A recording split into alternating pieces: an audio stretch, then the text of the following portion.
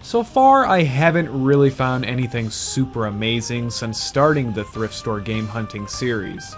I mean, yeah, I found some nice things here and there, and the occasional game or two to add to my collection, but still, I haven't found anything that's really blown me away. I had the day off, so I felt like spending half of it traveling around to Goodwills, as well as other thrift stores, some of which I've never been to, in hopes that maybe this time around I'll find some worthwhile stuff.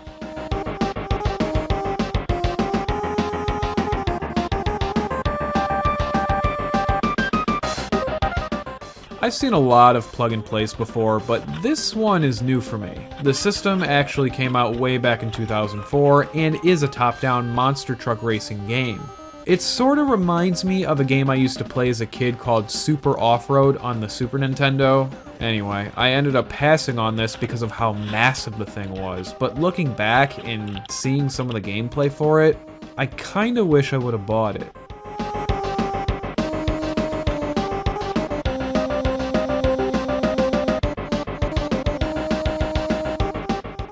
The game selection here was poor to say the least. Nothing but sports, Guitar Hero, and Call of Duty 2. It's not my favorite of the franchise, but still it's fairly decent. Does anyone that goes to thrift stores come across this VTech stuff all the time like I do? I wonder if these things are any good. Not like I have a kid or anything. Thank God. The game selection at this other Goodwill was better. We got some Dora game I don't care about, as well as Battle Stations Midway, Brain Age, and a bunch of other stuff I already own or don't really want. They also had this big box Myst PC game for a couple bucks. As much as I really wanted to buy this, since I do like the Myst games, there's no way in hell it's gonna run on my PC, and it's not like the game is really worth anything.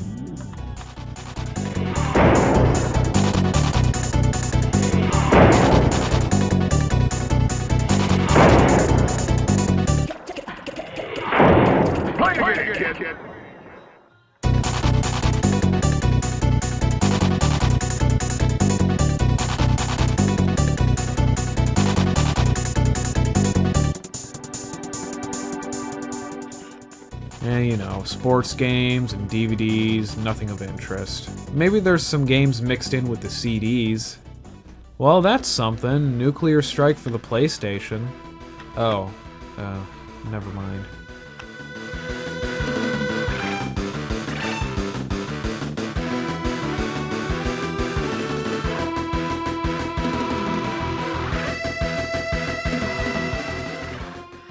Any of you guys up for a game of Trivial Pursuit? Take your pick, there's only 72 boxes of them here. Oh my god, what I would give right now to not find a sports game. Okay, I didn't expect to come across a basically brand new Rise of the Tomb Raider collector's guide. Don't mind if I do. Honestly, this is the only Red Faction game I've ever disliked. People give the newer Red Faction games a lot of shit, but really, I don't think they're that bad at all. It's a shame that THQ decided to drop the Red Faction franchise back in 2011 due to bad sales with the last game in the series called Armageddon. Armageddon, I wouldn't even call it a bad game, it's just completely forgettable.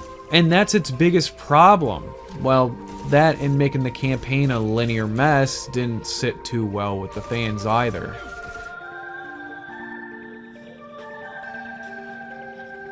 Ooh, Doug's first movie?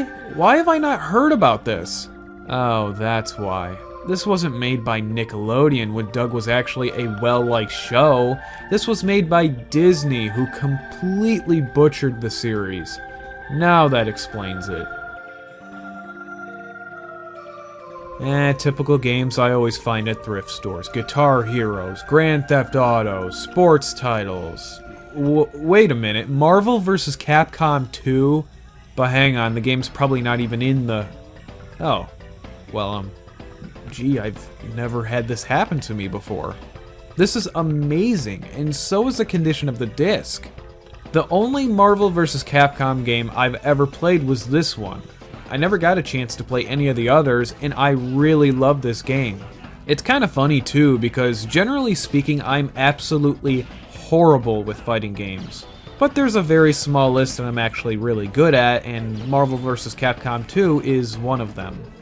Okay, so it's been about a week now, and I decided that since I was doing some shopping, why not hit up a few thrift stores along the way.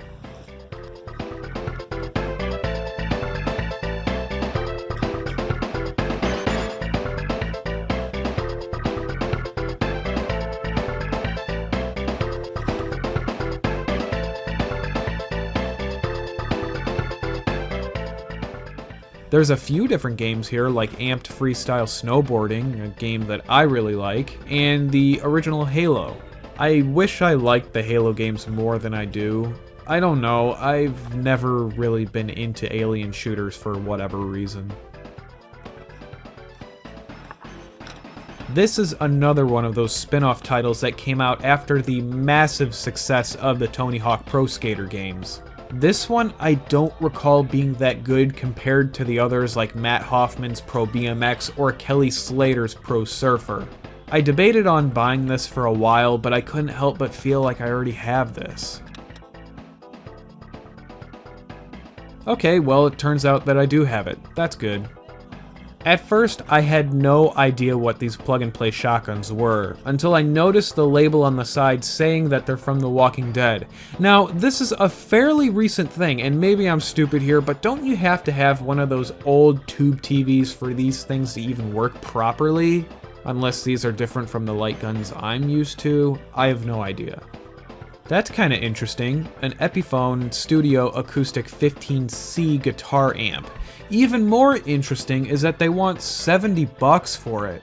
My wife bought me a bass guitar for my birthday not too long ago, and I'm looking for an amp. This wouldn't really work well for me because it's not meant to be used on bass guitars, but I do know about this particular amp. It does produce really good, clean sound, but it's very basic. The condition of this one was just okay. Not terrible, it probably just needed to be cleaned really well. And I can't tell if it works, but I wouldn't pay more than $35 max for it. You can find this amp much cheaper and in better condition if you look online. Since we're on the theme of music, I saw this First Act keyboard on the bottom shelf here. It's $10, which is a really good deal for someone who's just getting into keyboards. I believe these cost like $50 brand new, and I did debate on buying this, but I'm gonna hold out for a nice Yamaha keyboard.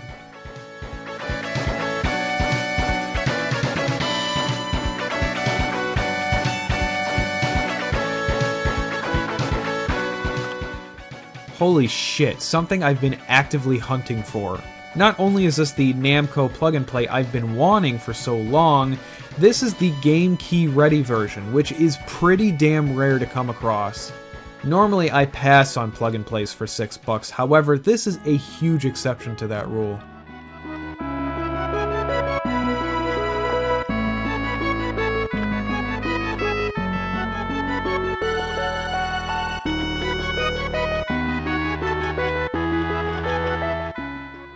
Wow, another guitar amp.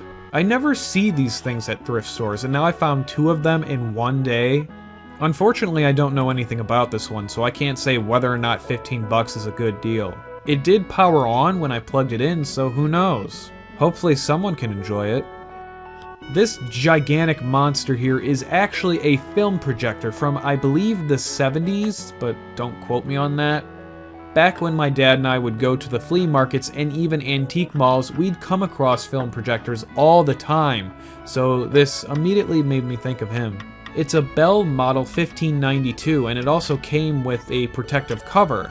It was priced at $15, and that's pretty damn good. Buying this online, the shipping alone is going to cost you easily double that, since this is the heaviest thing in the world.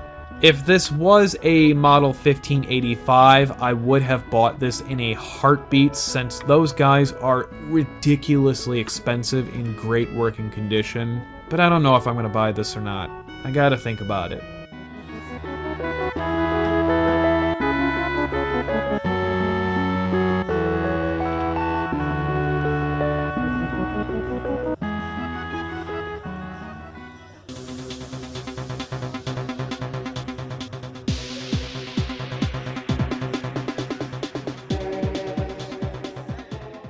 There was only 2 games from this place that were any different from the last time I was here. The Die Hard trilogy and Frogger 2 for the PlayStation. Problem is, the discs were scratched a little more than what I would normally be comfortable with.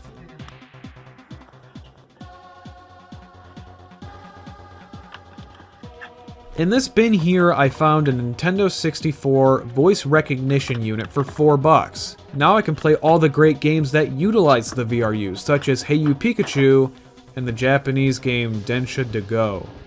Yeah, these are the only 2 games that utilize the VRU. Can't really say I'm surprised. Well, this is a first. A handful of retro games just sitting on the shelf here. They didn't have prices on them, but from what the associate told me, the Atari games are $1 a piece and the others are $2 each. Sure, these are all common games that you can find really anywhere, but even then, $1 or $2 a game isn't bad at all. Plus, I have a $5 coupon that I saved from using Goodwill's rewards program. I'm definitely gonna grab most of these. Alrighty, so here we are in a, quote, indoor flea market, which really isn't a flea market at all. It's set up exactly like an antique mall or a consignment shop. What the hell, let's see what this place was all about. Well, there's our first game, Fallout 4 for $7. Great price, but I already own it. The same seller has 3 seasons of American Chopper, as well as a brand new Curb Your Enthusiasm Season 1 DVD for $3.50 a piece. I watched American Chopper with my parents back when this first came out, and I think I liked the show. I can't really remember, honestly. Yeah, those tin Spider-Man and Superman signs are incredibly common. My dad and I used to see these all the time at the flea markets, and this person wanting $20 for them is just outrageous. If you do really like these signs, just go on eBay and type Spider-Man tin sign. They're like $10 with free shipping.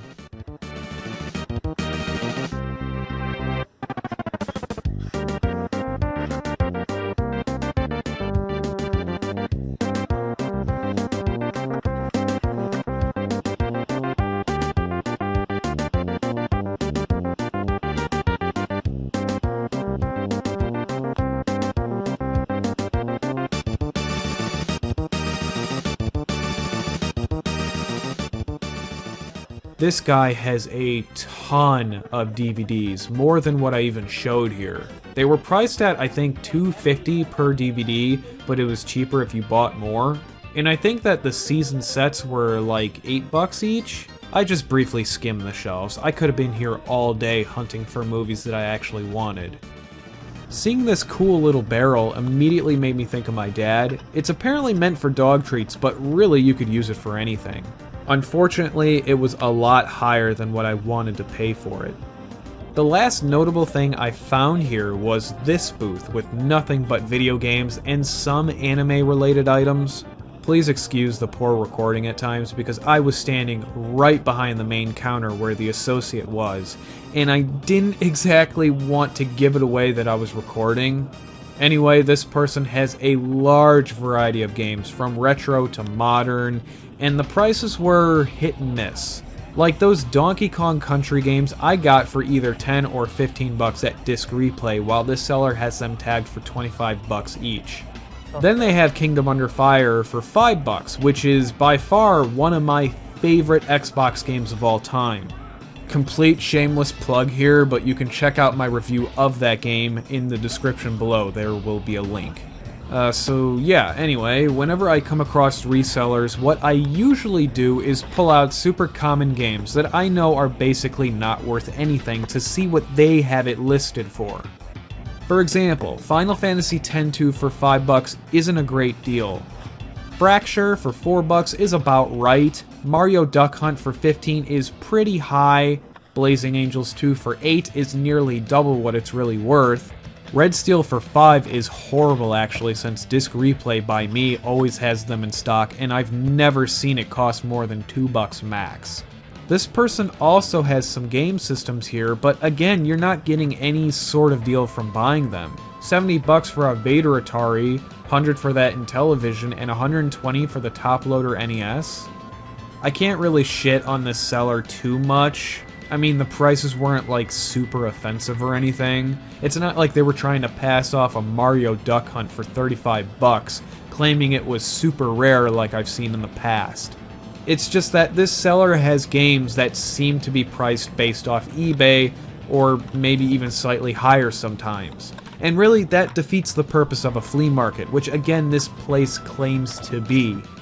Like I said, a lot of what this person has, I could just go to Disc Replay and purchase at a cheaper price for the most part. So I guess if I had any advice for this particular seller, it's just that, you know, price your stuff more competitively. Think about it. Why would I go to you for that Mario 3 you have for 25 bucks when I could just go on eBay and if I'm lucky I could pay half that? It is what it is though. I used to get really pissy about this stuff in the past, especially in my live flea market videos, so much so that I'm actually embarrassed to watch them back. But nowadays, I just shrug my shoulders and go on to the next seller. So with that said, this is going to wrap up another edition of Thrift Store Game Hunting. Thankfully, this time around, I did find some pretty great things. You know, honestly, I was getting really discouraged because the thrift stores around here are nowhere near as good as the ones I used to go to back when I lived in Illinois. But after finding all these games and other cool things that I came across, I'm starting to think a little bit more positive. Anyway guys, thank you all very much for watching. I truly do appreciate you all for sticking with me on this series, even if I don't find anything special. You guys seem to really enjoy the videos regardless. Thanks again everyone, and as always, take care.